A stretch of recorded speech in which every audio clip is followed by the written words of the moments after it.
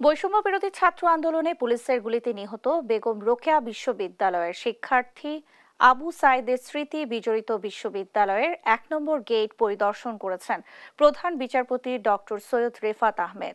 রোববার দুপুরে প্রধান বিচারপতি বেগম রোকেয়া বিশ্ববিদ্যালয়ে যান। বিশ্ববিদ্যালয়ের উপাচার্য অধ্যাপক ডক্টর মোহাম্মদ শওকত আলী আবু সাইদের স্মৃতির স্মরণে বিশ্ববিদ্যালয়ের প্রশাসনের নেয়া নানা কর্মকাণ্ড সম্পর্কে প্রধান বিচারপতিকে অবগত করেন। এ সময় আবু সাইদের সহপাঠী এবং প্রত্যক্ষদর্শীদের থেকে মর্মান্তিক সেই ঘটনার বিবরণ শোনেন প্রধান বিচারপতি। পরে আবু সাইদের বাড়িতে গিয়ে কবর জিয়ারত এবং পরিবারের খোঁজ খবর নেন তিনি।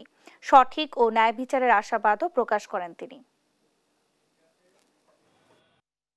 বাঙালি জাতীয়তাবাদের একটা প্রতীক, যেটা হচ্ছে স্বাধীনতা, ৭১-এর স্বাধীনতা। বহু দশক পরে ঠিক সেটারই একটা রিপ্লে দেখলাম ১৬ জুলাই ২০২৪-এ এই আবু সাইদের সুপ্রিম স্যাক্রিফাইসের মাধ্যমে।